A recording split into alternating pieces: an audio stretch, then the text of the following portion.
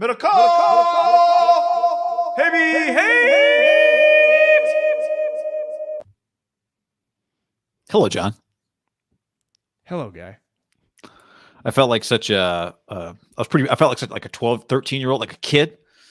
Oscars was going viral on Monday night. And I'm like, is that on a channel? Is that on television? I wouldn't even know how to find it thank God for the internet. And it's probably what like a 13-year-old feels like when you're like, hey, hurry up, turn on the TV, go to the Oscars. I didn't have a clue what channel. I couldn't have found it. Couldn't have found it if I wanted to, but didn't need it. Nope. Didn't need it. Became a good night on the internet. I would say that Will Smith is probably one of the most famous people of our lifetime, right? Not like president or world leader, right? If you just I would agree. I mean, how many athletes in our life are more famous than Will Smith? Like Michael Jordan, Tiger Woods, Kobe. Nah. Kobe's really international. Like I was actually, somebody asked me this the other day. Wouldn't you say Will's pretty international? Yeah. His action movies? Absolutely. Yeah. But I think Kobe, like a buddy was asking me like, who's more famous, Tiger or Kobe? And I said, I think I don't think people would think it's Kobe, but I just remember when Kobe died, there were basketball courts all over the world with Kobe's face painted on them, which I don't know if Tiger has quite that kind of deep penetration into corners of the earth. I mean, obviously basketball is huge in China. I'd say Tiger's pretty massive in Asia. Tiger's massive. But it's hard. Again, we're nitpicking some, I would say Will would just be, just because actors are really, really famous, and he's just a big, it's not like, let's face it, most actors, I mean, one of the running jokes are all tiny. They're all like small little people. Like Tom, they're all like 5'7". Yet Will is legitimately big, Yeah. I mean, 6'2", right? I saw 6'3". 6'3", yeah. But again, he's a well put together. He's not like he's Chet Holmgren, right? And also I saw his Ali training come out in that slap. I thought it was incredible. I'm not even being funny. Like the torque, his twist, the power of that slap was not in the hand. It was not in the arm. It was in the core, core rotation, the rotation. He looked like a guy in the on deck circle, just get the core rotating. Will Smith, that like button. Well, what's the key? When you get beaned in baseball, don't rub. Chris Rock wore that thing on the face, didn't touch his face, shook it off like a guy that's had his ass kicked before, wore that thing. You couldn't, if I got every other Hollywood actor or famous person in that room up there and Will hit him that hard, I think a lot of them do not wear it as well. Not only wore it, then attempted to keep talking, and he was shook. You could tell he said documentary instead of Oscar. He wore it great. What he said afterwards, incredibly rattled. He got a laugh that did not deserve a laugh afterwards, but people were on his side in the moment. Well, they were rattled, right? Well, of course, everyone was rattled. But yeah, I'm not saying he didn't. He wasn't just going to hit it smooth. Like he was shook. Yeah, from a comedy standpoint, I give him a 2. From just an incredible, I give him a 10 out of 10 on wearing the slap. Yeah. My problem was the G.I. Jane joke wasn't my problem. Jerry Seinfeld once said he was offended when his dentist converted to Judaism, not as a Jew, but as a comedian, because he thought the dentist only converted for the jokes, the Jewish jokes. Yeah.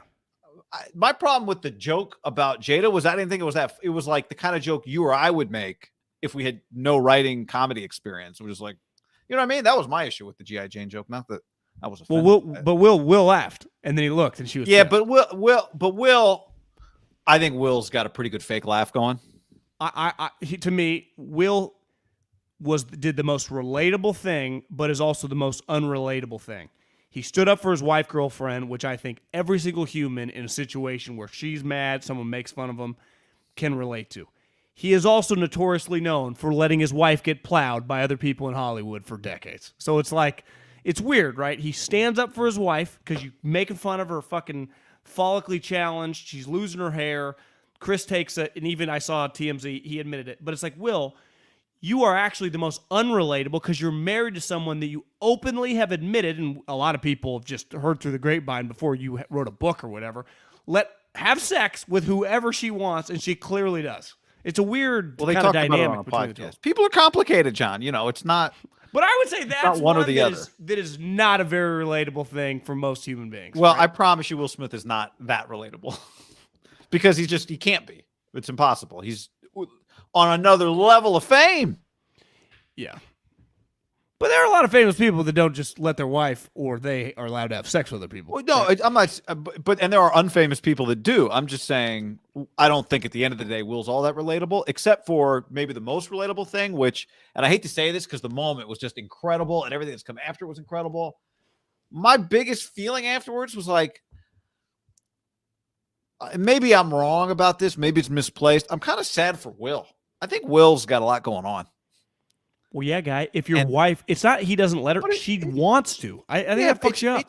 It's 100% that, but the whole thing. I just see sadness in his eyes, and he's got such a beautiful smile. But I just think my biggest takeaway was like, man, I think Will's just got a lot going on there. He just has some real, just the same. It just shows, right? No amount of money or fame, or you still got to deal with real people problems. Even if your real people problems are not normal real people problems, the emotions are the same. Do you know the craziest part? Again, someone that did not watch a second is that like just followed on social media, and then everyone's like, "This is insane." He won the award and then gave a speech. He won an award like 20 minutes later, gave the speech. Serena, Venus are there, and then he's like, it's a whatever his comment was about Crazy Richard. Like maybe I got a little of that in him. And even Serena and Venus are like, oh my God. Guy, he won a fucking award and was getting a standing O after he, as Adam Schefter would say, assault. Was that movie any good? I haven't seen it. Yeah, me either. So I saw a couple people tweet over the probably last 6 months that it actually is a pretty good movie. Really? I saw Kimmel. I listened to some of Kimmel on with Simmons, and he was like, the worst part was that they didn't let Amy Schumer back out on the stage for 17 minutes. They let Diddy have the moment where he comes out and says basically like, this is insane. and Kimmel's point was, I guess the host, like, you want to be the one to come out right there and see if you can come up with the joke that brings the room back. Yeah. Because part of a good joke, right, is not just your set jokes, is being able to ad-lib on the fly. It's why the elite guys on the ESPYs being able to make fun of the people that are there, like as the show goes on, is a pretty elite trait. Do you think Amy Schumer's funny? I watched her stand up. I remember a few years ago, and it was fun. They feel like it was funny. Yeah, it was. Yeah, I remember feeling like it was funny. I don't know. I saw some of her jokes from last night. Some of them were good. Some of them, but I can't. I have a hard time. Like, I don't know if the Oscars is the best place to, because she's pretty dirty as a comedian. Yeah. And the Oscars isn't the place where you totally cut that loose. Do you think they'd ever like let Louis C.K. host? Probably not. Probably even Dave, no chance, right? Chappelle? Yeah. I think probably not. He would have been a pretty good one last night, don't you think? Like if you would have let him walk out 5 minutes after that, with a cigarette, just saunter out. They should have just found him, even if he wasn't. Can we just hosting. Get him on Zoom? Get him out of Dave Chappelle. But Dave wasn't at the thing, I don't think. Was he? Dave wasn't at the Oscars. I mean, comedians are going to have a field day with this. Because wouldn't you say that Chris Rock is probably one of the more respected guy in comedian history? Like people just like, I mean, he's just, his respect level's pretty high up there, just with the comedian crowd. That's a great, yes. That's a great and liked. But I also think it's part of me, I loved all elements of it. Part of the thing I loved is comedians spend a lot of time just talking shit about other people. Without any repercussions, other than maybe it's awkward if you happen to see him somewhere. And that's the beauty of a roast, is that you show up knowing it's all fair game, and like they're just going to go at you, and you are part of the joke. But it doesn't always. People take it different way. Not everyone is ready for that. Do you think if he makes a swinger joke or about having sex, they were sitting right there about with another guy, he also gets slugged or open hand fist? I mean, I don't know. I mean, like you said, in the moment where he told the joke, Will was laughing. So I don't even know what to make of the whole thing. She was pissed. So G.I. Jane, hot take, not a terrible watch. Have you seen it recently? I haven't seen it. Yeah, it's on AMC every once in a while. I mean, I've seen it a long time ago. It's just not terrible. Yeah. Appropriate fear, right? That's what Steve Kerr said about your opponent. You just got to you say something about somebody and they're in the audience. You just have to be ready. But that's where comedians, wouldn't you say, just, there's this level of like they just feel they're untouchable almost. Well, but I also think a lot of it goes back to where is the joke coming from, right? Like I can make a joke. You can say something to me about me that when you say it, I accept it. But if somebody else says it, it's like, hold on, you don't get to say that to me. And what is he? Has he been Chris Rock friends for 30 years? Or has he been secretly hating Chris Rock for the last decade? Very possible. Right? Will you agree? Like, do you have the equity to say something about somebody? I can say it about my sibling, but you can't say it to my sibling, to me. What are the chances that Chris Rock gets like a $25 million Netflix one special and it's just all talking shit about those two? Well, it'd be smart. It'd be good business on his part. Did you see the ticket prices for his show have like gone up? I think I think it was $45 to $415 tickets for a show that he's doing. He's on tour right now. You're in agreement that was 100% authentic and real? I really didn't know at first, but yes, I think it was 100% authentic and real. The fact that they dropped the audio, that he's cussing it. Now, if you were going to make it look real, you would drop the audio and make it look censored. But I mean, he connected. He hit him. It wasn't wrestling, right? And then I saw the clips of, did you see the clips of like Denzel and Medea talking to him during the commercial breaks? What's Steven Tyler? No, not Steven Tyler Perry. Who's Tyler Perry? Who, the guy from 90210 way back in the day? No. That's Aerosmith? No, yeah, not Steven Tyler. Tyler Perry from like all the Medea movies. What's Medea? Well, you got to Google it. I don't know how to explain it to you. It's like Tyler Perry Presents. He's done a million. You've seen it. I don't think I know who Tyler Perry is. You know who Tyler Perry is. Maybe you've forgotten. Not Luke Perry. Thank you. Who was in? I mean, I know who he is, but it's like, what does Tyler Perry do? I mean, actor, writer, probably director. It says net worth $1 billion. Is that real?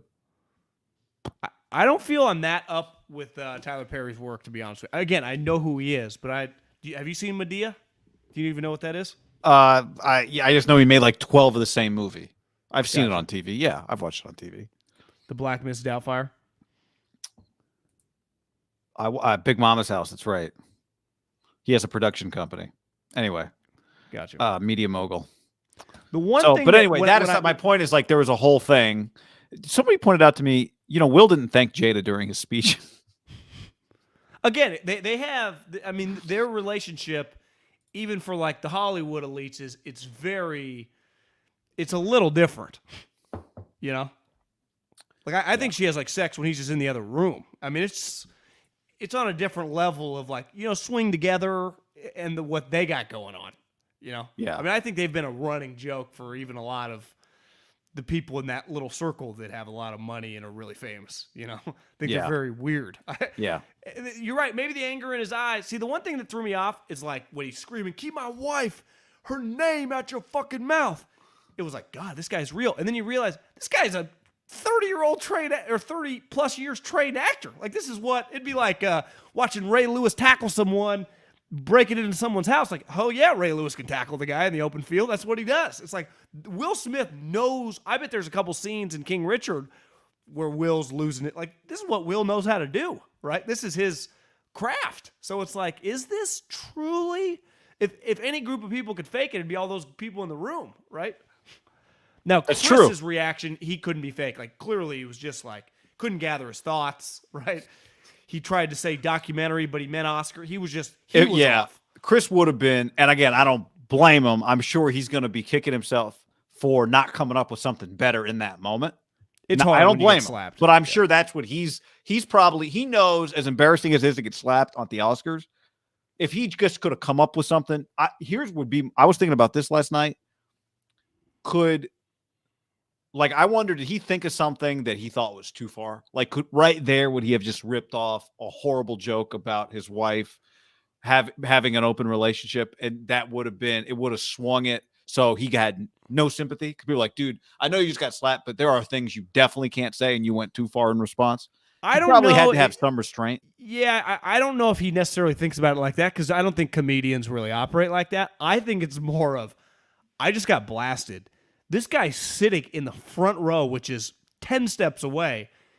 He could run back up here and try to fight me. Like, I think that was going through his head, like, because you kind of see on his face, like, what? And then he sees how mad Will is, and I think it just kind of calmed him. You know, like when you're young and, you know, you push your parents' button, and they snap, and you realize, I should probably shut up now. Yeah. I think Will even just made a comedian, an all-time shit talker, an all-time never shuts up, kind of shut up. Because it had to cross his mind, he could come back at me, right? I'm not very far away. And there's no one and to then protect what do I do? Am I prepared to fight, or am I going to run? And I think, you know, if they were betting on who's legitimately getting a fight, like Chris is getting worked probably, right? I think, again, like Will probably, he was Ali in a movie. Something rubbed off a little bit, I would think. He's just way bigger. I mean, how much do you think Chris Rock weighs? 6 foot, 180? 185. Skinny. Yeah. I bet he's, you know, I bet Chris is he's scrappy.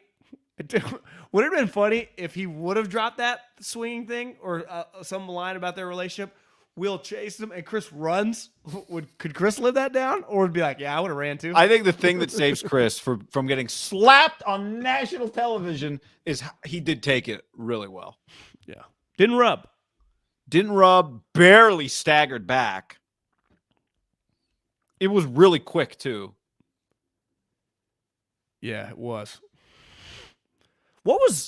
You weren't watching either.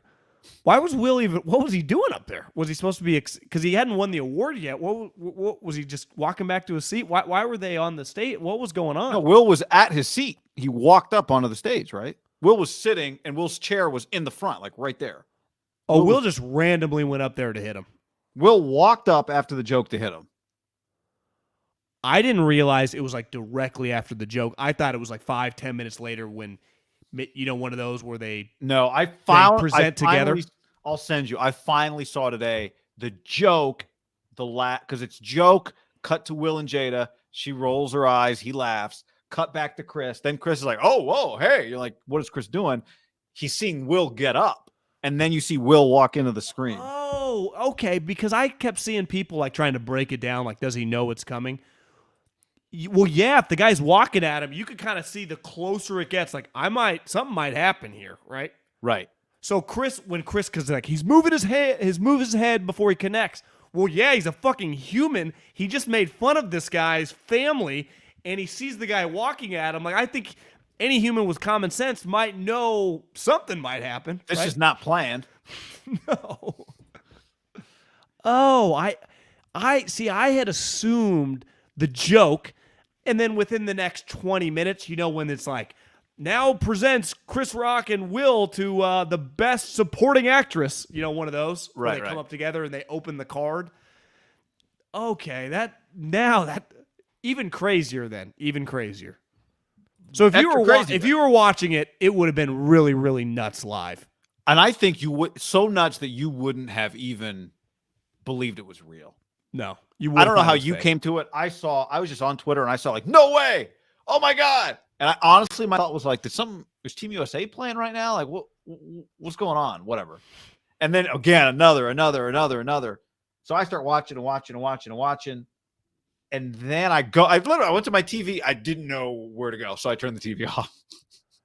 The way I found out is because clearly what went viral fast was just the video, but it was all, you know, bleeped out.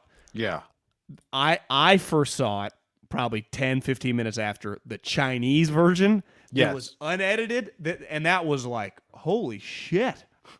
If I would have seen the one bleeped out, I don't know if I would have believed it. The Chinese version, my first reaction was like, this is pretty crazy and this is real. Yeah. I saw the bleeped out one first. Then I saw the Chinese version. And the bleeped out one, you agree, throws you off a little bit. You're like, you know. Sure. But I remember just thinking the first time I saw it, thinking the fact that they bleeped it is an indication that maybe it's real, that they dumped the audio. And the other thing that made me think it was fake, though, was like the way Will kind of smirks as he walks off, made me think like it was part of a bit. But yeah, I mean, yeah.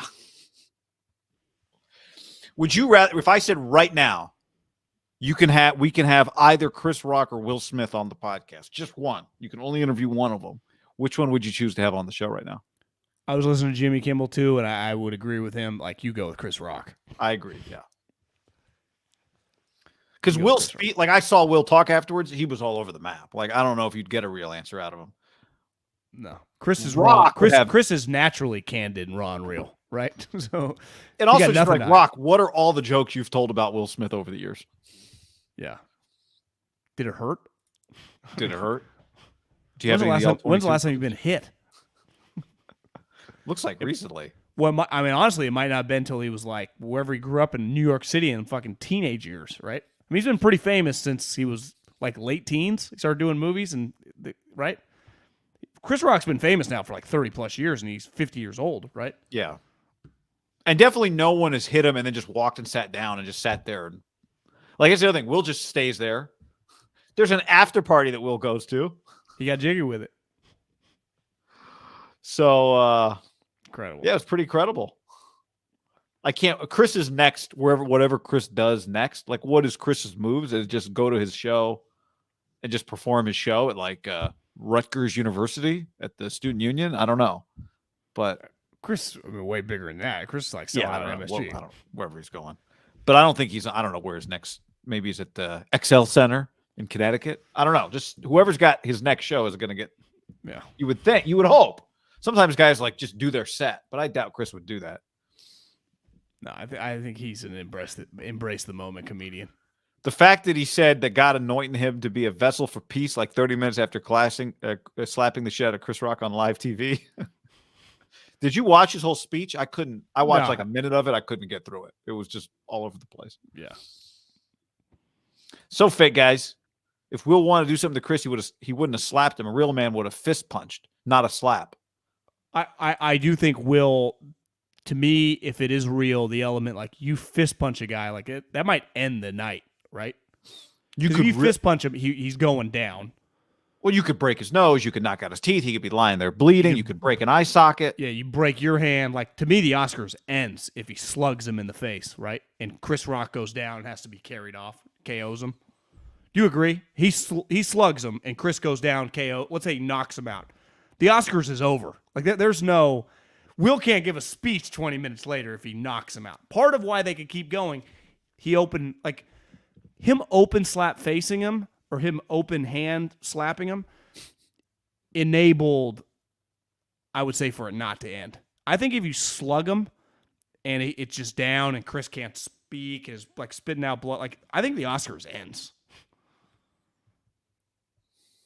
Will can't accept an award 20 minutes later. No, he can't. Well, he gets escorted out if he punches him. Yeah. Or he might have, if Rock goes down, Will might get escorted out. Yeah. Right? Is it more emasculating to get slapped than to get punched? I mean, I get it. At the same time, going down and having your nose broken, not emasculating necessarily, but it's also worse. Yeah, to me, I saw a lot of people saying that about Chris. Like, I would say in that setting, live television, the Oscars, I can't put anything on Chris expecting something to happen. Like, how? I mean, who? But it's not about whether you could, like, it's just an embarrassing thing to have happened to you, whether you expected it or not. It just is embarrassing. You just got hit in front of everybody and you didn't hit back. See, I feel like Chris came out the winner. I think there's only losers because I think Chris's joke is bad. So Chris is getting that. And then Will obviously act like a crazy person. And you're right. Chris then gets credit for taking the punch or the slap without going down. He does look good for that. But the bottom line was he got slapped on national television. And forget about television. It had like 32 million views on YouTube when I watched the clip this morning at like 6:45 a.m. Pacific. So, I mean, there's no scenario in which getting slapped is neutral. Like, even if you take the hit, you did a good job taking the hit, but you still got slapped. And I think it's better for everybody that Chris didn't do anything. It could have looked even worse for Chris if he tried to do something in response, right? Like swings back, loses his balance, falls. Will's got him in a headlock. It could have been worse if Chris tried to respond. So I think Chris did the right thing, but he got slapped. Again, I don't blame him for it. I think he handled it physically as well as anybody. You agree if he tried to swing back, it could have gotten worse? Yeah, you couldn't swing for back. Chris. It could have got worse for Chris. Yeah, but he's not going to swing back. Like he's at a huge. Like he's not beating up Will Smith. Like Will Smith has the advantage. That's what I mean. Yeah. Like the odds of him like swinging back, knocking. Let's say he swings back and knocks Will out. Best case scenario. Yeah, then he's. I mean, it's an incredible, legendary. But it's like a he one knocks in him 100 out, punch. and then he says a joke about Jada, and then he walks off. That would have been But Steps part of it over is him like Ty Lue. I do think Chris, cause he's viewed as like this skinny little guy, right? It's not. No one views him as a fighter. Like, What if he just slaps back? Let's say that's Kevin Hart. Do you think Will would take even more shit that he hit this little guy? Or do you think it just doesn't matter? It's a good question. I don't think it matters. Here's a crazy hypothetical, and then let's just get to John Lynch. If it's Amy Schumer saying the joke and Will slaps her, does that end the Oscars and he get arrested? Yes. Yeah. I saw a lot of people pushing for police. Judd Apatow was very, very bothered, which was some of the. To me, the tweets were so funny, the outrageous tweets. But then, like the LAPD was like the assailant or whoever, whatever Chris is considered in the altercation. Victim. The victim is not willing to press charges on the assailant, so we'll move on or whatever. It's like, Chris ain't fucking pressing charges on Will Smith. That would have been kind of funny. Like, to me, if there was a lot of petty hate, maybe you press charges and F you. But then you're so rich, you don't want to deal with it. Like, I don't want to come back to L.A. I just want this to go away. Yeah. I just don't think you can do much about getting slapped in a situation like that. Like, it's just so random. You're not, no one's ever been touched in that situation, so you can't even be, because you would say, like, if he had a decent idea, like maybe he thought he was going to shove him or something the closer he got, if you knew you were going to be able to get slapped, I do think you put like an arm up to block, but you're just so unprepared for a block. You don't, the unpreparedness it's why I can't put any responsibility on Chris. I agree. I agree with that. There have been so many jokes in award shows in the history of them that have made people uncomfortable, and 0 people have ever been touched. And this was the first one where the closer he's getting, you can tell, and then the last second he but it's just, I think every human's getting hit in that situation. No one even gets an arm up unless you're like Chuck Liddell or something. Well, and that's where I go back to Will's training. Like the slap was so quick. It was boom. He's got big hands. One thing if he's big. And it's one thing if he's walking up like pointing and screaming, but he just walked right up and then hit him, right? See, that's another factor. Exactly. I'm going to kick your ass. I'm going to kick your ass. And I think then Chris would start backing up, right? But it was just this, it felt like a silent walk. And you could tell Chris, like, what's going on? Do you think they have just Chris host next year? I think he could. I mean, from a rating standpoint, I mean, the question would be, would he make? Will wouldn't be guaranteed to come next year, right? If he doesn't have a movie. Like, it was clear Will was the star of the thing. Everyone was kind of building up for him to win, right? Because he's never won an Oscar. Oh, that's part of it. But not Bad Boys 2 didn't win him an Oscar? No. I think Ali, I liked Ali. It critically did not do well, I don't think. I think that was his attempt to, like, I think he really thought when he did the movie and it didn't quite go as well. Mm-hmm. Do you like that movie? Yeah. People didn't, like the elites, the Roger, like it did not do well. But Jamie Foxx, I thought it was a good flick. I liked it. Me too. Norm Macdonald at the ESPYs made a lot of great jokes. Remember, he made a lot of people uncomfortable. I saw people were mad today. I guess they did they do it every year. The people that died in the industry. Yeah. And they didn't mention Bob Saget or Norm. People were pissed on the internet.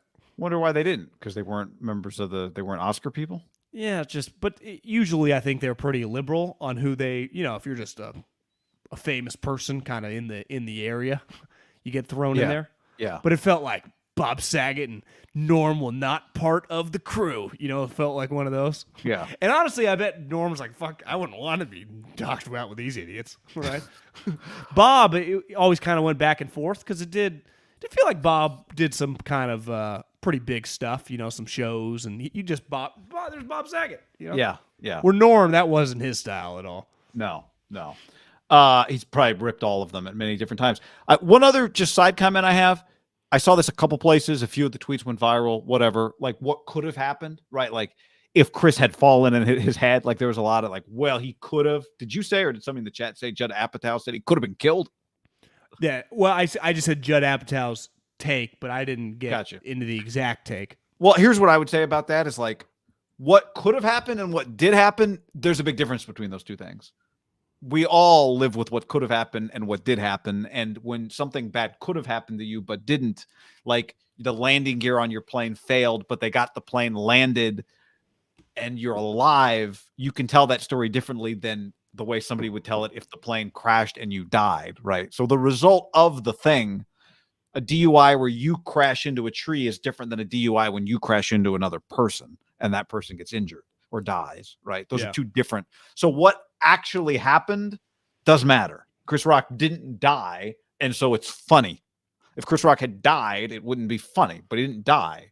So what actually happened matters. Yeah, if you get into a bar fight, right, and you just hit some guy and you give him a black eye, he can press charges and you might get in a little trouble, but it's not going to be that crazy. If you get in the same fight, you shatter the guy's jaw, and as he's falling down, he shatters his arm, it's going to be way worse for you, right? Yeah. Or like I punch a guy, and he goes down and gets a black eye, and I punch him, same spot. He goes down, catches his head on the corner of the bar and dies. Two different situations. Yeah. Either way, I did it like you'd be like, I wasn't trying to kill him. I just punched him. Well, what actually happened matters in everything. Do you agree that it's time to retire the Castellanos jokes? So no. I still find them funny. No. Who said that? That we should retire I just saw them? a couple people last night that are like, it's because immediately Will Smith, Castellanos, and there's just some different things that have happened in the last like 24 hours of Castellanos. And then obviously the Castellanos got his first hit as a Philly, as the Blue Jays. We're talking about their pitching coach who got a Dewey. Dewey's a good example, right? If you just get a Dewey, it's a bad thing. But if you get a Dewey and you hit someone and kill someone, like you go to jail. Like the results do matter and everything. But I'm not. I can see if I was Castellanos, I'd be fascinated by Castellanos' take, like what he feels to just be part of something that he had no control over. If it were me, I would think it's funny. But I would imagine that he has some whether it's him and his brother or like him and his close friends get a laugh out of it. But and then again, drive to left. It just happened yesterday where they gave a DUI apology about the Blue Jays pitching coach, and he gets his first hit as a Philly. Unbelievable. Because at first I couldn't understand, like Castellanos is back at it again. I'm like, what's going on? And then I realized that it happens to him. I watched the whole clip. You found it. You sent it to me, and I was. Is Castellanos a good player? Like, he's a good player. Like like a solid starter. I think he's he's a good player. Like a seventh hitter, better right than field. Sol. I bet he's hitting higher in their order than that. What position is he on the Reds now? What position does he play? Outfield. Yeah, is he on the Reds now? Phillies. They were playing the Phillies. Yeah. On that team, he might probably a little lower because I saw Bryce. On that team might be hitting a little lower. But you could argue if you hit 6th or 7th on a loaded team, that you're still pretty good, right? I mean, he led the league in hitting last year. Batting average? Position? No, for his position, not the league. Silver Slugger. I mean, it's like, long name. Like Tiger, is he another JD Martinez? That's what people are wondering. I kind of like the signing then by the 5 years, $100 million. Oh, that's how much he got? So he's so he's not like a 1 year, $10 million player. No, he's a good player. Oh, I didn't realize that he got 5 years, $100 million. Because I kept seeing the Giants are interested in Castellanos. That makes sense why they're not. Why the Giants are never 5 year, $100 million free agent. Come on. I mean, the San Francisco Giants? No, they do. They extend their own, but they would never that deal. All right, we got the Phillies' 8th best player. They just give $100 million to. I think he's probably better than 8th best player. He won the Silver Slugger last year. Okay, like they're 4th or 5th. I mean, they got some pretty good players.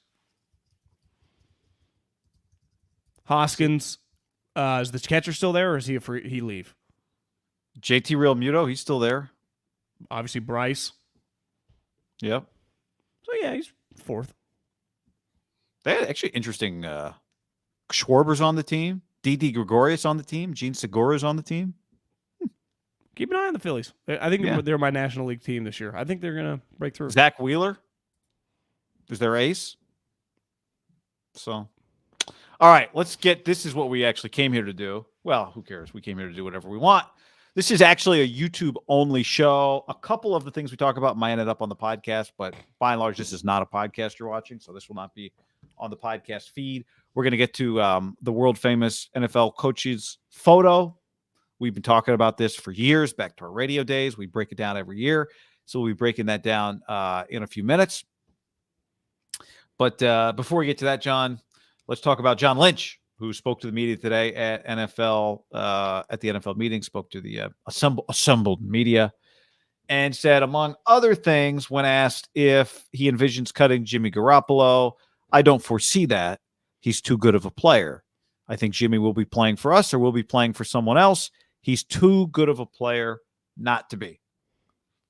A couple other things he said, I'll just rattle through. We don't have to break down every word, but this is from Eric Branch in the Chronicle, transcribed it all. Can you afford having him as your backup at this current price? The answer is yes, said Lynch. We can, and like I said, we have prepared for this all along. It's not easy, but we'll get creative and figure it out. What does it mean for Trey? Well, it's great news. We're extremely positive on him, as I've said, as Kyle said, on Trey's progress. This offseason, he'll have ample opportunity. Jimmy won't be ready until camp. As it relates to Jimmy, we're always going to hold true to what we thought his value was. I'd say at the combine, there were real conversations that went pretty far along, but when the shoulder surgery happened, he made a decision for his long term that along with doctors, he needed the surgery. And so we all blessed that, but that did affect his market. And so right now we'll hold on to him. So there's a variety of things there said. Not trying to, asking questions in these situations. I'm not acting like I'm good at it, but saying, can you afford it? And I've seen a couple people like, yeah, I mean, the salary cap's set. Like he's on the team right now. Like if they wanted to keep him, they can afford. I mean, they have the money, right? It's just, do you want to build your roster? It's probably the wrong way to word it, even though that's how everyone's been talking about it. Like you're saying, like the question, if you make it to the league year and you're on my roster, I can afford to keep you. I just whether I choose not to or not. Like they made a decision. Like if they wouldn't have been a quote unquote afford because of salary cap, he wouldn't still be on the team, right? That's why you see a lot of these guys get removed before the league year because of the salary cap. So like every guy on their roster right now, they could go into the league year with. It's just whether you want to choose to have, and really like we've talked about before, right? Their quarterback room, let's just say Trey was a second round pick and there wasn't this huge urgency. It'd be, $27 million. Now, obviously he would make as much as he makes, but Jimmy makes 27. That's what he would be on the cap. Trey's the 7, and that's 34, and then Nate's the 2. So that's less than a lot of quarterback rooms now, right? Not a lot, but I mean, there's a decent amount. I bet by the time this league year starts, what do you think? 12 plus, 30 plus $1 million quarterbacks? Yeah, I mean, it's going to be cheaper. You can just go through them, right? I mean, I won't go through all the teams, but Stafford, off the top of my head, Mahomes, Josh, Kirk Cousins, Aaron, Cousins, could be Derek. cheaper than Derek. Matty Ice and Brady are kind of sneaky. I mean, cheap. technically cheaper than the Browns this year, but not. Yeah, right. I would consider them having an expensive quarterback. Right? Did you say the Bucks? The Bucks, yeah. Colts. Well, but I would put Brady and Matty Ice in kind of a unique scenario, right? They're Jimmy money. Yeah, it's true. It's true. So it's maybe the number's a little smaller than I think. Yeah, I mean, listening to him talk, to me, one thing that stood out was what he said about Trey having opportunity. Right? Trey having a lot of what happens if Jimmy Garoppolo is not traded depends on what they think of Trey Lance's progress. Like if they're not thrilled with Trey Lance's progress and Jimmy's just there, then as you've said many times, Jimmy might just end up being their quarterback. It's not what they're planning for. It's not what they want, but he just. God, the quote he gave is if he's not playing for us. He didn't say if he's not on our team playing. Which is, he could have meant that, right? Could have. if Jimmy Garoppolo is on this team week 1, I fully expect him to be the starting quarterback. To me, if Jimmy Garoppolo makes this roster, whether they renegotiate his contract or not, I cannot see Jimmy Garoppolo staying as the backup, because I think by then Jimmy would force his way out, would just say, cut me. I'm not staying, right? I don't see any scenario where they go into week 1 with a quote-unquote restructured Jimmy Garoppolo where he is just the second quarterback on the roster. That'd be a fantastic You're saying because situation. he would not restructure. I just think that if you're Jimmy, you just say, let me out of here. Let me just go somewhere else. Well, there was a point where John Lynch was asked, have you given his agent permission to seek a trade? And John Lynch gave an answer like, we're in communication constantly. And the follow-up question was, but have you given his agent permission to seek a trade? And his answer was, yes, we have. Which I think they kind of admitted right when the season ended that they were going to do. Jimmy said his goodbyes. My stance in this hasn't changed. They played poker. There are some variables that, truly only they know because they kind of keep their mouth shut on this stuff, which I respect. The surgery threw everyone off. But like I said, whether he didn't get surgery or not, like he wasn't going to pass a physical when someone traded for him. It was going to be a complicated situation looking back regardless. But their game plan, I think we all have to agree, right, when the season ended, was Jimmy Garoppolo to not be on the team today. Their plan, if you would have asked these guys the week before the Super Bowl or the week of the Super Bowl when they were just kind of preparing, right, for the combine and the offseason because their season was done, if I would have said, do you think Jimmy Garoppolo is on your roster when you guys go to this Ritz-Carlton in the Florida for the owners' meetings? What do you think they would have said? No chance. Well, what do you think Jimmy and Don Yee would have said? Yeah, no, the only way he'd still be on the roster is if you thought if you were getting so many good offers, you had to wait to see people in person to really hash it out. If you would have told me 2 months ago Jimmy Garoppolo's still on the roster and has a decent chance to like stay on this team, what would have happened? I'd have been like, did Trey Lance have a bad non-contact injury working out? Like, did Trey Lance tear his Achilles? And the Niners were like, screw this, we're keeping Jimmy. Right. That might have been my guess. Or, Trey Lance shattered his leg, like weights fell on it. I would have said, you get in a car accident, something would have happened. And you can honestly watching the video that like NBC Sports, Bay Area, CBS, whatever they're considered, put out, you could tell on John's face it's an uncomfortable thing to talk about. Yeah.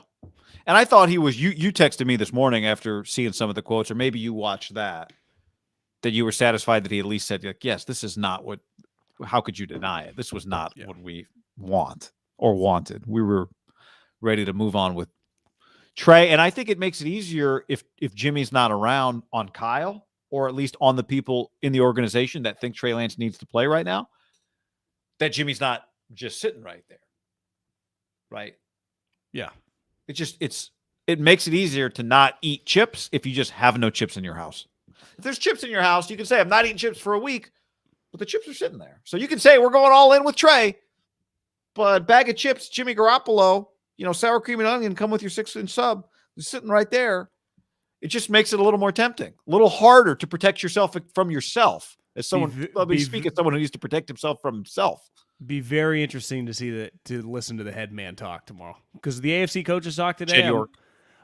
Yeah, him too. See old Mr. Pink Shirt, Kyle Shanahan. See some of his takes. Yeah, because it wouldn't shock me. I could see Kyle being pretty. If I had to take an educated guess, what he'll say, I'd have no problem starting Jimmy Garoppolo again. I bet he says that tomorrow, because he is not afraid to put some pressure on the young guy. Right? Like the coaches, I think John. You're saying he would say it as a tactic to put pressure on Trey? Well, just like, man, nothing's given. Just because we traded all these picks for you doesn't mean anything for you. Yeah. Right? Like, I just think he has some old school tendencies. Like, what would Bill Belichick and Bill Parcells say? They would just take a pretty firm tactic of not giving a big BJ to a young guy. And I think Kyle, I'm fully prepared for him to say, like, Trey obviously is going to get the complete offseason, the OTAs, and that's his chance to really show us. But, we do not have a definitive date, and we'll just kind of play it by ear. It's on the young quarterback to prove it to me, his teammates. We obviously are big fans of him, but, like, it's a production business.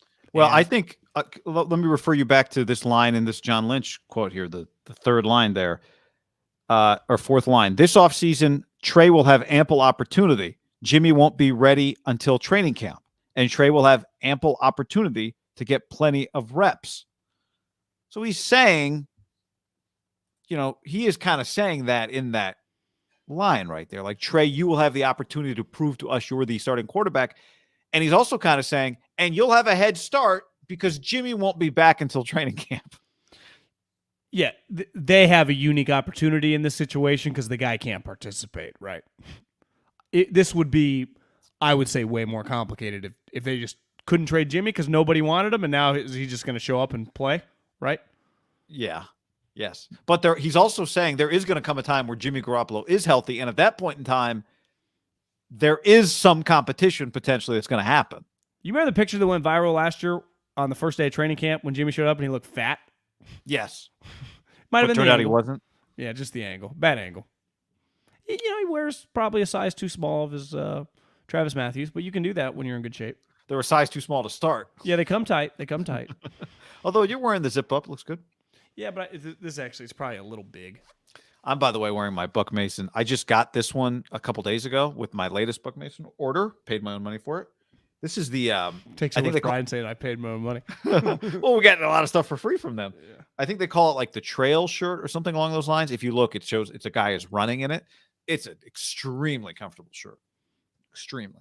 So like like Nike Dry Fit types material? Yeah, but it doesn't, like Nike Dry Fit sometimes will stick to you and has a little bit of a more like a plastic kind of feel to it. This one, it's like a cotton blend, and it's very light and airy. If you hold it up, it's got like little mini. It's just very comfortable. BuckMason.com/ham. Get a free t-shirt. You can actually, here's a little hack. You want a little hack? Yeah. That shirt's $45. You can get that shirt for free if you want. Free. Just saying. BuckMason.com/ham. Go check it out. It's in the description. Free shirt. Anything else on Jimmy for this moment in time? No. There'll be more tomorrow. One other thing, I just wanted to mention this, John. I don't think this is going to get a lot of attention. Just a little 49er draft conspiracy theory. Because John Lynch said that Aaron Banks is the expectation. He'll play left guard, and likely it'll be Daniel Brunskill at right guard. That's kind of the expectation, right? But who is the center? We know who the left tackle is, and we know who they expect the right tackle is. Who is the center?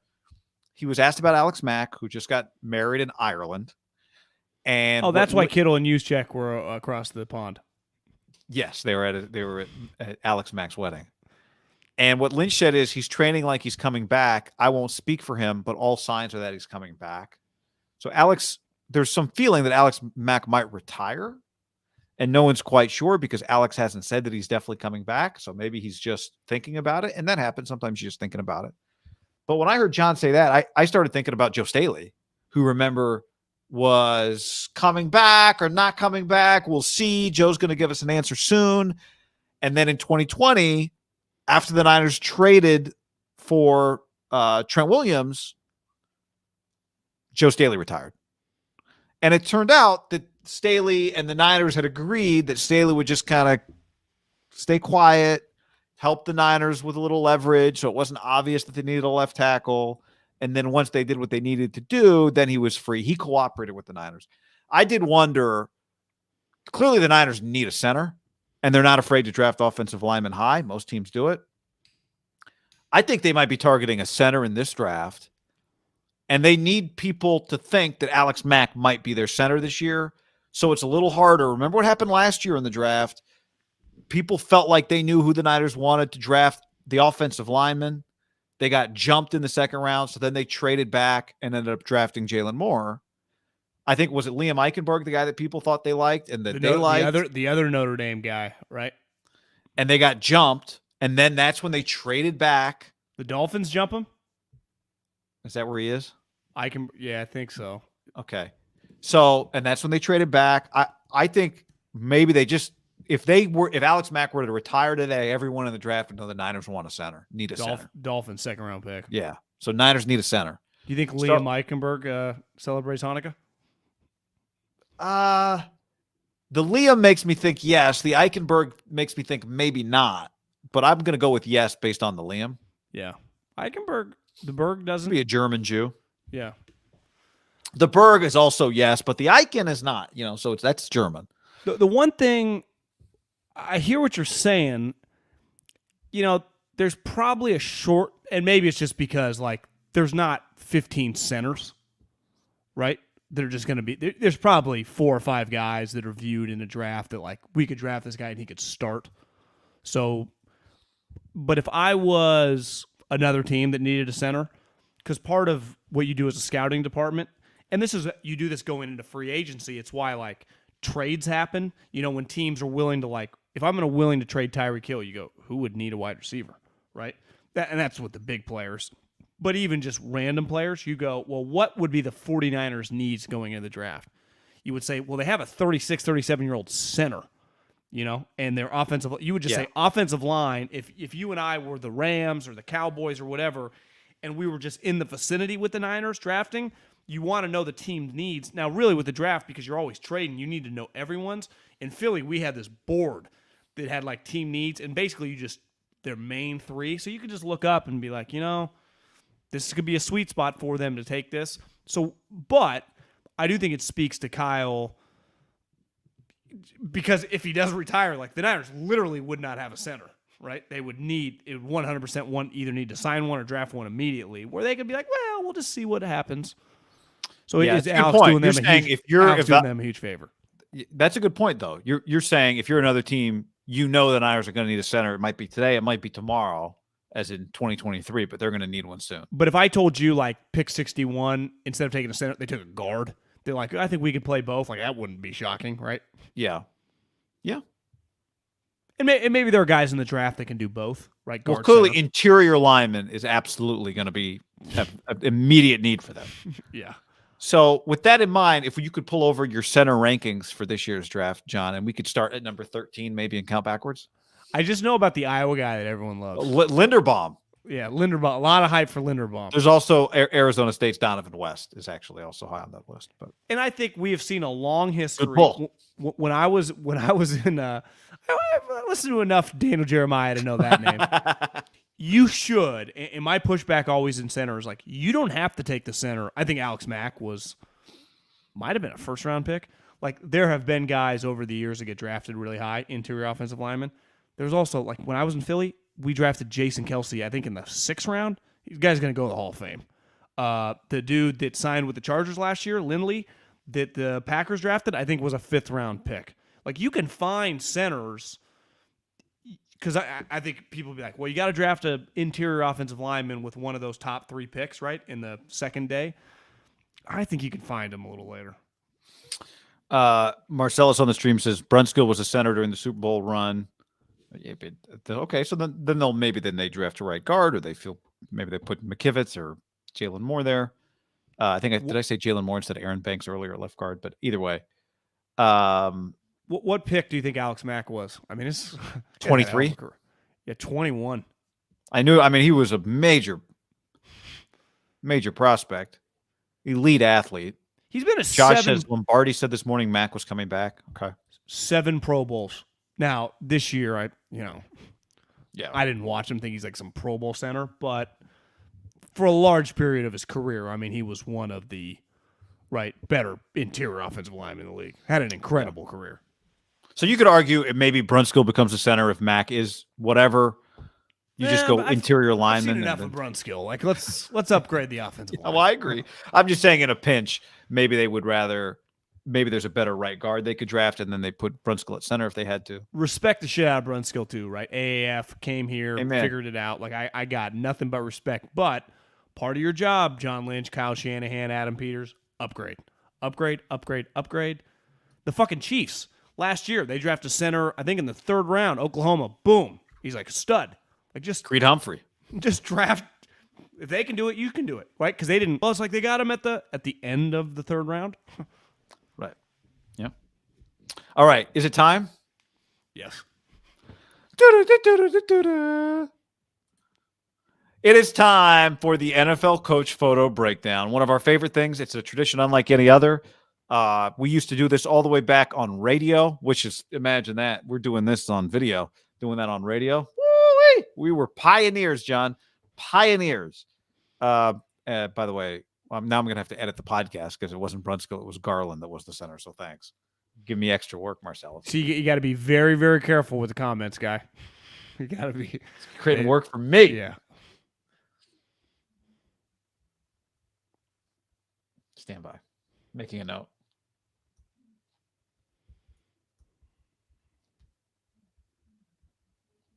Just sit in silence and look at the photo. Yeah, just soak it in, everybody. Let's soak it in. Why is Rhule so fat? So here, we've got several angles here. We got your thoughts. We want to hear from you guys what you think about this. We've got the first angle, which is this was, I think, the first. I don't remember which photo that came from. Then there was the side angle, which is good, and then we've got, we can start with this photo, and we can zoom in and bounce around a little bit. But holy smokes! I saw someone tweet out, what is Kyle and Pete looking at? Because if you zoom in on this photo, every guy is looking forward. Those two guys look like they're staring off in the distance. And my guess was someone on the beach is attempting to run the football, and those two could not look. It's a running play on the beach, and if you told me who's the two guys that love running the ball the most, I'd be like, Kyle Shanahan's one. Pete Carroll lives to run the ball. He'd be up there, and they are just drawn to someone on the beach running the football. I like that. My take on those two guys was that this is a bad job by the photographer this year. Clearly, somebody thinks there's multiple photographers because look, in this photo, Salah's looking the other direction. We've got the sun in everybody's eyes, so maybe that's a part of it. And somebody somewhere else said something, I think, like, guys, we'll take one over here. Like maybe it was Schefter. Let me get a photo. So I thought bad job by the photographer on that one. But guy, right, who is behind Salah? So that is a pasty fellow. That who is that? Coach of the? I feel like my first in my head was like, Shermer, but Shermer's not a head coach. I know who it is. Who is it? It's Uberflus. Oh, it's Uberflus. Uberflus. Okay. Does Nate Hackett look like he just got done playing at McNeese State? Honestly, I thought it was a strength and conditioning coach when I saw this one. Did you know Nate Hackett was in that kind of thick? No, I did not. What kind of shoes you got on there? Just casual. Everyone wearing the same shoes here, as you can see. Yeah, everyone wearing. Well, not everyone, but most of them wearing the same shoes. We've got McDermott here in sneakers, Lululemon pants, and a jacket. McDermott's got the vibe of I'm from the Northeast. It's supposed to be stiff, but we're also in Florida. It's super hot. I'm naturally a Travis Matthews guy. Like, he's wearing a Travis Matthews shirt. That's the only shirts he wear. But it's kind of dress up. We got a new stadium, so it's like, do I put on the blazer? But why am I wearing the blazer? Like, there is no point for him to be wearing the blazer, right? No point. No point. I think how about Josh? Let's talk about Josh here for a second. First of all, I think it looks to me like he's got his thumbs in his pockets. To me, always thumbs in your pocket is an awful look for a photo. Just looks uncomfortable. He kind of looks like the Raiders coach in this photo, right? Like a little overdressed. Are those game day slacks that he would have had from 14, or you realize the Patriots don't wear slacks on game day, so that's not an option? Yeah, I don't know. That's weird. I thought he was wearing Gucci's. These might actually be all black Air Force Ones now that I look at them. But I can't tell. I thought they were dress shoes at first. That was my, the dress shoes with the, the thing over the kind of where the tongue is. Oh, I thought they were. The penny loafers. Is he wearing black penny loafers? That's what I assumed.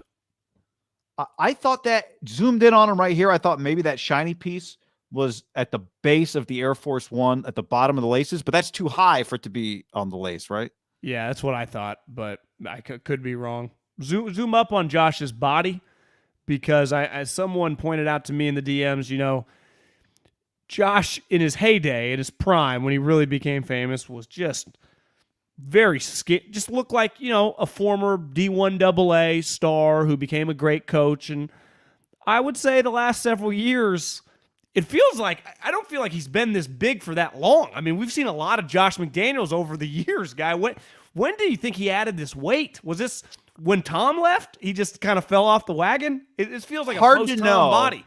Hard to know, right? Because so many of his games he's coaching in bundled big up. jackets. Yeah, that's true. So long winters where he's used to living. Yeah. Wouldn't you say though he's big? Yeah. Maybe that's where the all black comes in. You want to keep going right to Mike? As we go to Mike, let's just note that I just noticed that Mike and Josh are actually wearing the same undershirt. If you look closely on Josh, you can see the outline that he is also wearing the same undershirt that McDaniel is. In 7th grade, I remember somebody told me, like, you do not call those beaters anymore. I was like, whoa, I didn't know. Okay. Yeah, to me is the, what they used to be called back in, our day. That's what everyone said. Is that an undershirt or an undergarment? So I had one. To me, Dennis Allen is wearing an undershirt. They are not wearing undershirts. We did skip over. We can come back to Dennis Allen and McVay.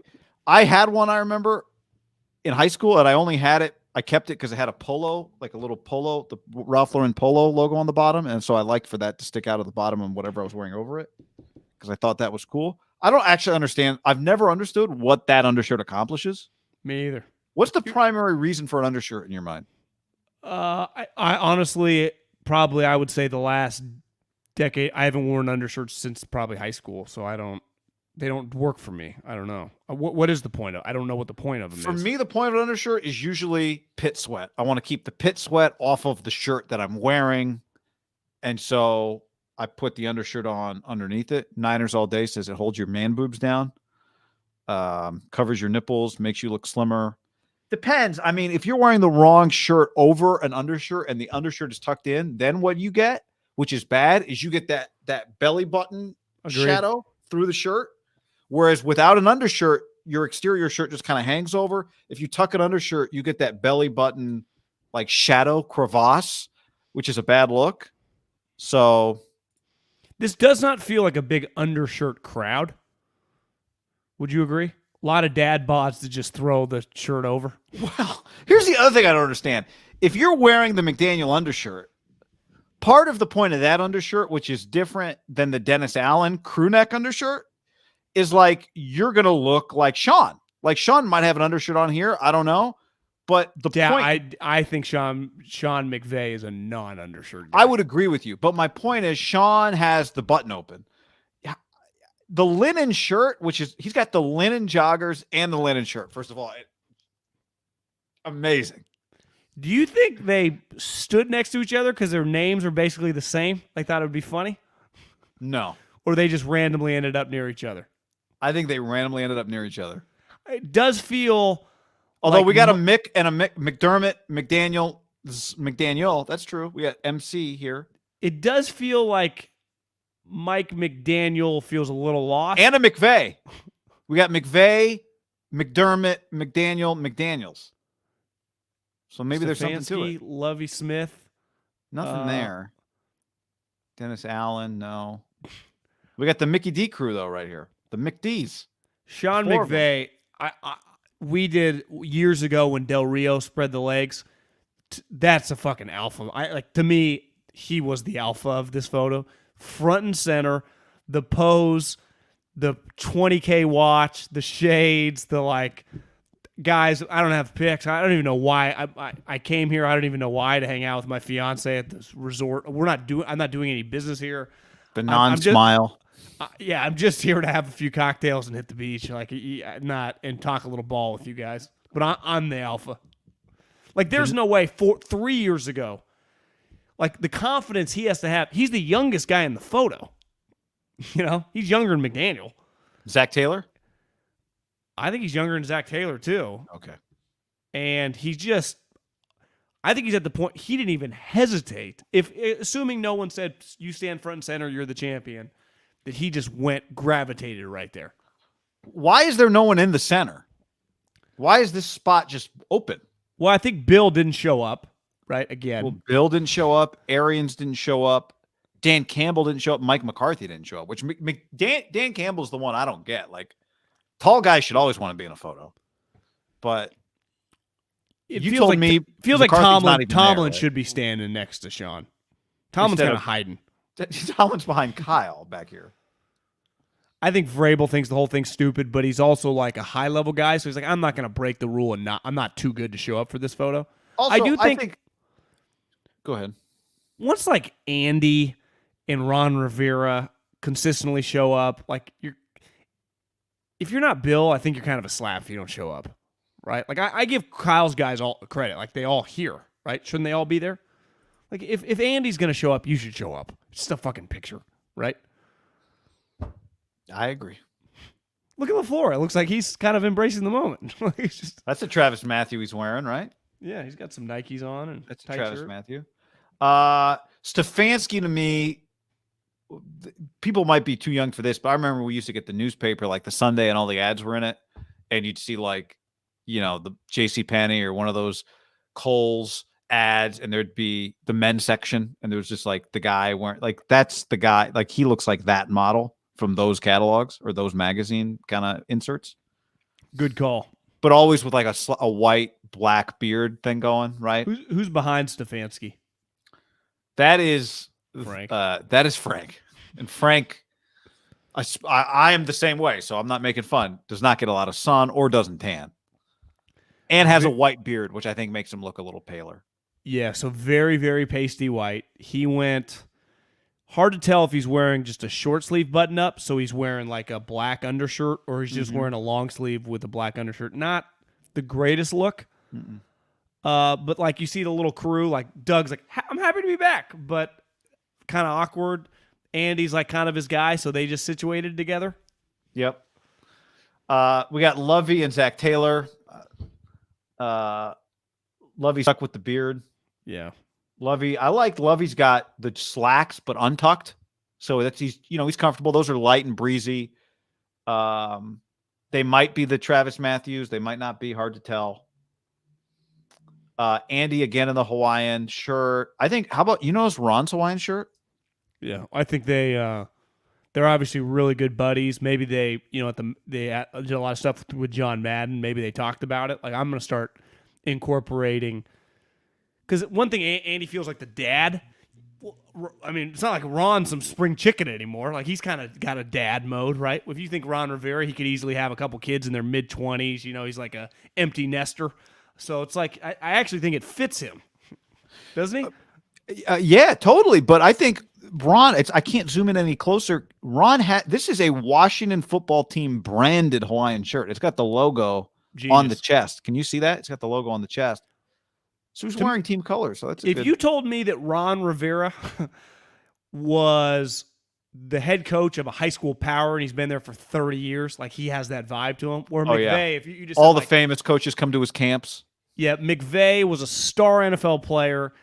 The owner loved him and just immediately made him the head coach. That's kind of the vibe he gets. Like he didn't get like some 10-year worked his way up from nothing vibe, does he? No. But McVay looks like if playmakers had a superstar coach, what they would make that guy look like. It makes sense why ESPN wanted him to do Monday Night Football. I mean, okay, Dennis Allen, the crew neck undershirt.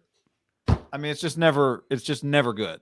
Well, didn't people especially make for a guy him? that looks like he's got good skin tone? Like he doesn't need to hide a pale chest. Yeah, to me, the thing is like he was known when he was with the Raiders as a stick in the mud. Like he's just stiff, he's tight.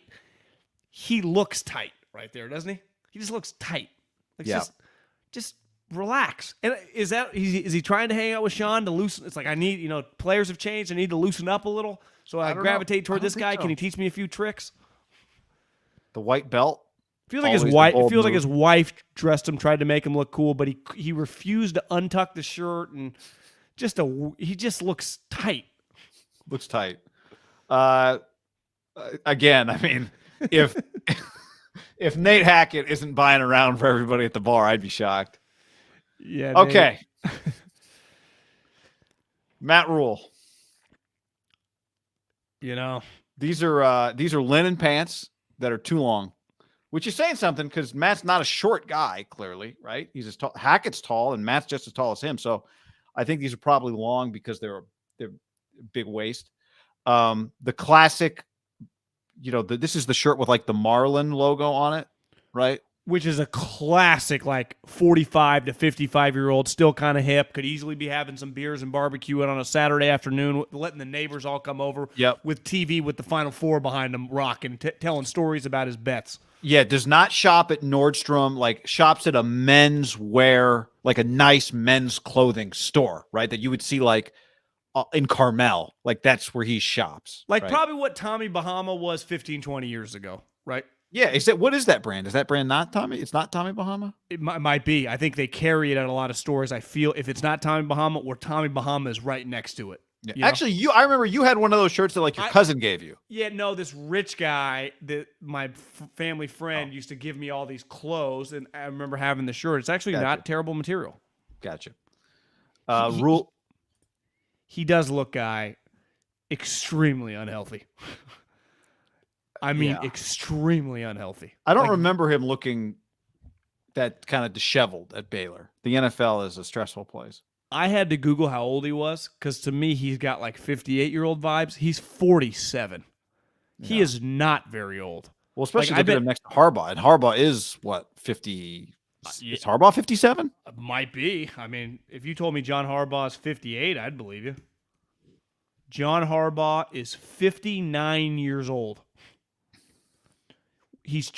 How much he just looks like the NFL is going to kill him, guy.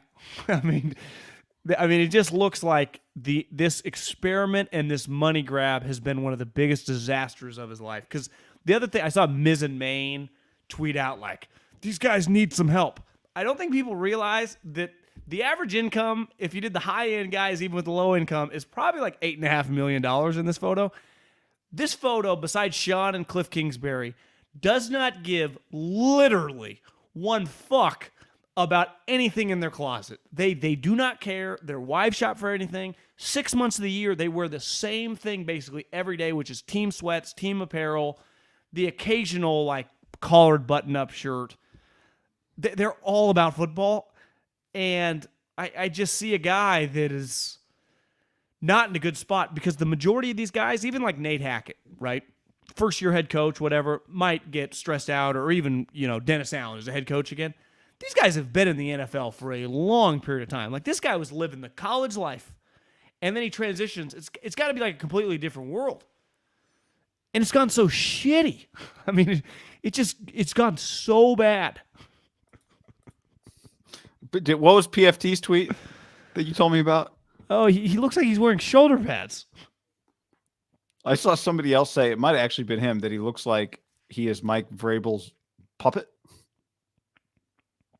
Just looks. I mean, all these guys in the picture are just, they've been in the NFL a long time. Matt Rhule looks like a guy. What does that say? Who has a tried and tested opinion on the correct way to light a fart on fire. All right, here we got John Harbaugh. Not a lot to say here. He's wearing, it looks like he's wearing the Johnny O brand. Like those. Same shirts you and I bought at Olympic. We got Sirianni here. Looks like, I'm pretty sure we all had that shirt in middle school. I don't know what that is. Yeah. But a little color blocking going on. We got Arthur Arthur Smith here. I mean, I would say he needs a tan, guy.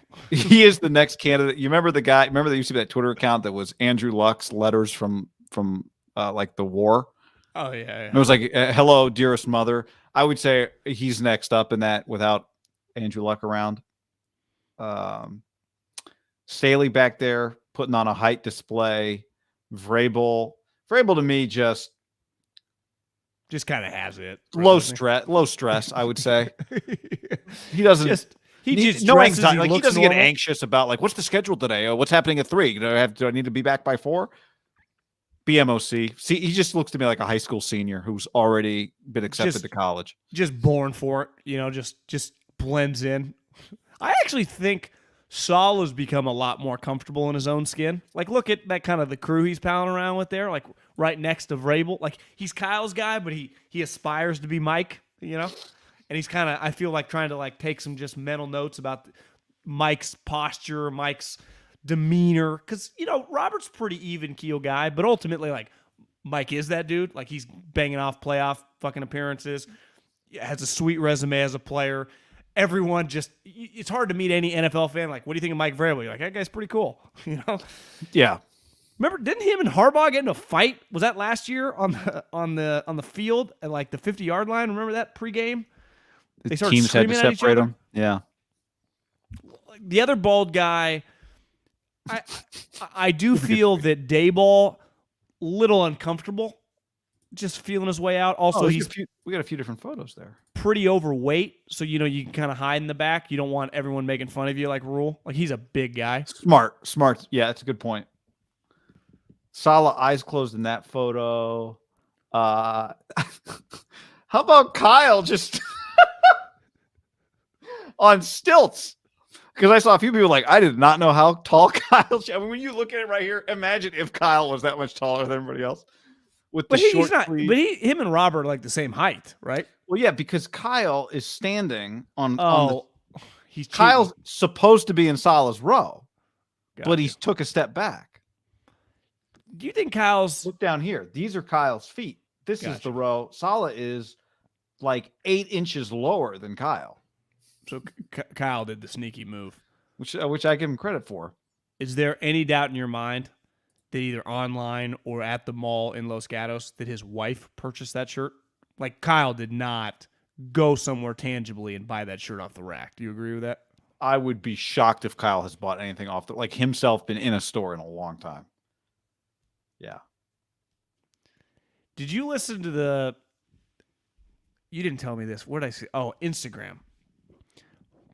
Brock Osweiler went on this golf pod. Yeah, I heard about that. Yeah, and Osweiler told this story about Peyton Manning, and he said his rookie year, his job was before they went on road trips was to get snacks, and it would just change every week. Like some weeks it would be go get McDonald's cheeseburgers, some weeks it would be go get Wendy's fried chicken sandwiches, whatever. It was like usually dirty eats, and the guys were like, "We want Chipotle." So he gets everyone on the offense's order for Chipotle. And they're like, you got to go ask Peyton. You always ask Peyton last, what do you want from Chipotle? And he goes to Peyton Manning. He goes, hey, man, I'm going to Chipotle before the plane leaves. What do you want? And Peyton goes, just get me a cheeseburger and fries. And Brock kind of looks at him, but Peyton's like dead serious. And then he walks away and he goes to like Brandon Stokely or Wes Welker. And he goes, and Brock was like, the first year around Peyton, I was kind of on eggshells. I never wanted to like kind of leave him alone, never overstep my boundaries. And it was like, I didn't think he was messing with me. He was dead serious. And Wes Welker or Brandon Stokely looks at him and goes, you have to realize something about Peyton Manning. And I think a lot of guys would fall under this a little bit, was like, he doesn't shop for himself. He doesn't go to a lot of these places. He does not know what Chipotle is. So just tell him that Chipotle is a Mexican place. Like you get burritos and tacos, and he'll just tell you what to get them. And he goes back and he goes, Peyton, Chipotle doesn't have burgers. It's just burrito or bowl. And Peyton goes, oh yeah, just give me whatever. He was dead serious. And if you think about this picture, the younger guys like McVay or Kyle, right? But some of the older guys like Andy Reid, he would know because he's an eater. But like, how many of these guys over 55 that have been head coaches, Mike Tomlin? Like, when's the last time Mike Tomlin, where he lives, just has gone into Safeway to just like pick up like on his way home milk? Like, can he do that? Probably not. No, right? Probably not. I mean, Gronk does go to the barbershop, but I'd say players, have more free time. Yeah, have more free time, and Gronk's a little bit of an outlier. Yeah. Shanahan blocked Tomlin. Look at Mike's face. Mike is making a face with his eyebrows here, kind of like a. Kyle did just step up in front of Mike. That's a good call there, JT. Kyle looks like the high school senior that was just really skinny, can't put any weight on, and then you see him at 35, and he's like a big beer drink, and he's just really fat. But at the time, he was really skinny in high school. Like, how is Kyle in his early 40s? Like, his genetics are pretty good, or is he just doesn't eat? Well, his genetics are pretty good. We can say that pretty definitively, right? When you look at Mike not only is svelte, but Mike is older, but Mike stayed young looking, I think, for a long time. Would you guess Kyle's a big eater, though? No. I bet Kyle likes tequila, and that's about. Yeah. I'll have some of whatever. I bet Kyle munches as he's going to stuff. Does not clean his plate. I don't All relate to non-clean platers. Look how happy Kyle is. So there's Tomlin in the back, also wearing a jacket. Pete. Somebody asked Matt Rhule built like a fridge. Any of them wearing Buck Mason? Well, if anyone is, it's Cliff straight away. Do you think it's a little bit of a slappy move in a situation like this? Like, do these guys love dressing up? Of course not. But I think everyone kind of understands the assignment. Like, you don't, like, you can throw on the pink polo that Kyle's on, or you can do a button-up shirt. The collared shirt, even if it is, and maybe Cliff would be like, this is a $200 shirt, which it might be. Is that kind of like, or is that just who he is? Like, I'm just cool. I mean, it is who he is, but yeah, it's a little bit. Now, I'm just going to be me, right? New age money. I don't adhere to your rules. It's not only a t-shirt, it's a big neck t-shirt, right? Like we've got a lot of what are these? The traps? No, the delts. Yeah, I think they're traps. The thing exposed here. I don't know my musculatory that well, but yeah, I mean it's and he's wearing shorts, which again, so is if we look back here, we can that photo doesn't quite show, but that's Andy's leg back there. So Cliff is wearing shorts, Andy's wearing shorts. That might be Belichick was wearing shorts, actually, not spotted. I don't think shorts are off limits at this thing. Okay. I mean, truly, as coaches, nothing's necessarily off limits, but it does. Like, he does stand out in this situation. It's very on brand. Kevin O'Connell, there we go. Andy, we mentioned him, but as reliable as a Chipotle burrito, I'd say. Well, actually, those are not reliable. No, they're not. Any take on no Arians, no Belichick, no Dan Campbell, and Mike McCarthy? But you told me McCarthy didn't show up. Belichick refuses. I would say Dan Campbell, decent chance his schedule was like he was just in the wrong. Like I could see the Lions giving him the incorrect itinerary because it doesn't feel like Dan Campbell's a not show up guy, right? If anything, Dan Campbell hangs his hat on first in guy, hard worker. I wonder if Dan Campbell's kicking himself. Why would you not want to be yeah, I don't know. Maybe something came up. Arians feels like he's going a little Belichick, like against the establishment. One thing, though, you would say is like the Andy guys and the Kyle guys, pretty like they're not. Which is 80% of this photo, by the way. Their ego isn't big enough. Like they want to take a photo. They know the NFL likes it. It's part of the business of the league, and they just it's fucking. You probably walk a football field outside when you're. What are these guys really doing? What are they doing all week? I also think it's just it's basic. like a wives' party. This is just a snapshot of a moment in time. Like these were the coaches in the NFL in 2022, and it's kind of weird that it's not a complete photo. To me, that there's four guys not in the picture. Like this is just. And I like Mike McCarthy's not there, so it's how's it? But to me, Belichick and Arians like. Some of these guys are like, yeah, Bill, man, what an angry guy. Like, they're talking a little shit about him. I mean, like, Hackett couldn't, but, Vrabel and Andy could. Like, oh, Bill, shit. Angry. That's a good point. Bill seems to be very into NFL history, and this is a historical document here that he's not a part of. Like, you could tell Josh took some pride. I get to be back in the photo, right? It's. Yeah. Yeah. And Mike McDaniel's in the photo in all linen. Which I know Mike, like this was the goal the whole time, but who's the most unlikely person to be in this photo? I mean, maybe Sirianni. I mean, he is, I guess, to be fair, he was Kyle Shanahan's run game coordinator. So the second you become Kyle Shanahan's offensive assistant, you have a chance to become a head coach. Who do you think has the better record this year, the Raiders or the Dolphins? I mean, the Dolphins might not. I think the Dolphins might not be terrible. Feels like they're going to be pretty similar teams, right? Teams like competing to win 10, 11 games, but could also win 8 or 9. Like, I don't see the Dolphins aren't going to win 5. I mean, they've won 20. They've won. No, I don't know if Mike is as good a coach as Flores, but they won 10 and then they won 9. Like, they've been good a lot. Like, they have good players, They've added some guys. They played the Jets twice. If you told me that the Dolphins and Raiders were battling for a wild card spot toward the end of the year, I'd believe it.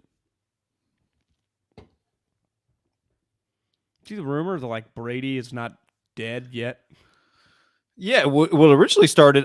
Somebody said the guy that reported that was the first guy that said Brady was going to Tampa. But I don't, was that true? He was like a Boston reporter, right? Media person. Yeah, I saw someone else say that like Peyton and Brady isn't dead. It's like they can fire Mike McDaniel. Sean Payton. Oh, Sean Payton and Tom Brady. Yeah. That would be kind of crazy. I think they hired a good coach. Yeah. So, well, there you go. Also, I just love the water in the background. It really did it.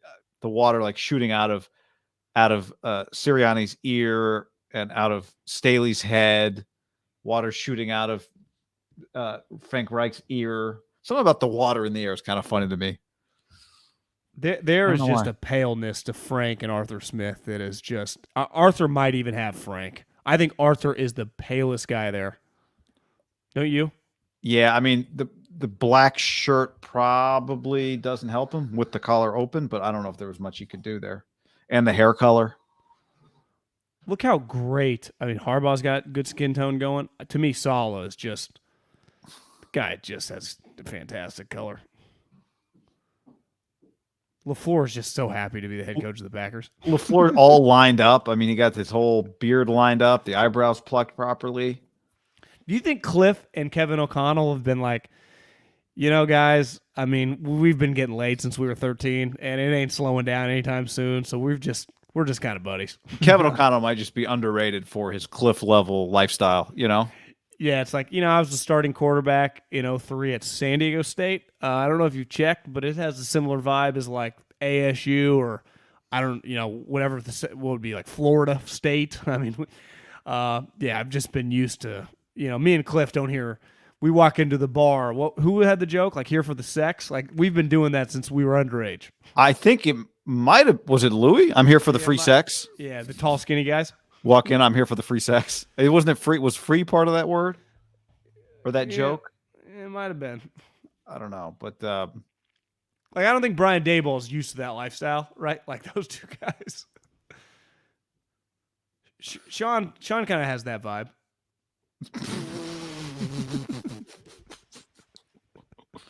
I mean, just what an incredible.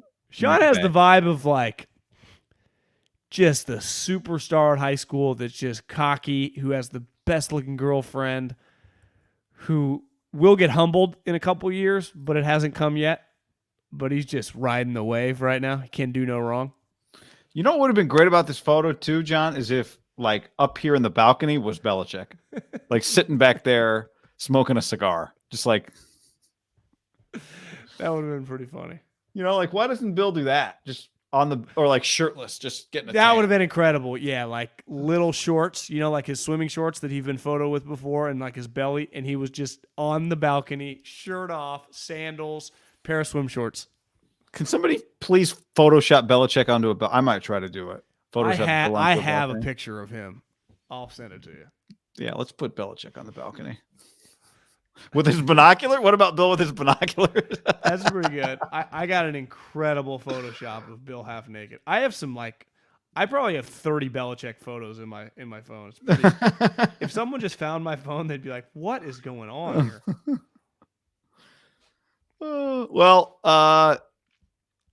Yeah, I think we went through everybody. Somebody back here in the background. I don't know what's going on back there, but there's somebody not related to the coach's photo in the photo.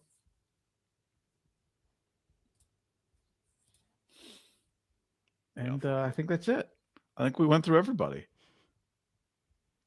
Pretty solid. I think I'd say probably should have led with this, but it's all love, as we do every year with the coach's photo. It's all love and appreciation.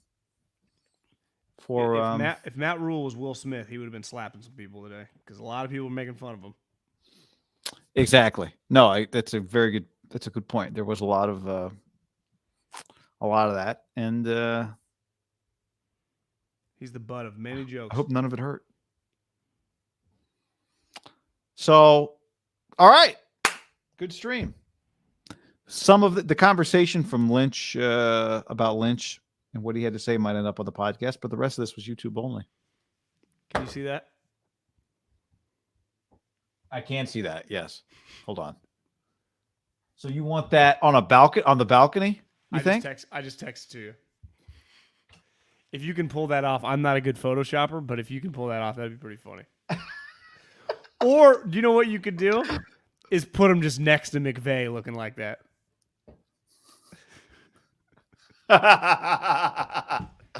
That's a great idea. It's probably better in the balcony because it'll just be right up. Better in the balcony, but front and center would be pretty good. We'll try both. Yeah. We'll try both. All right. Thanks for hanging, everybody. See ya.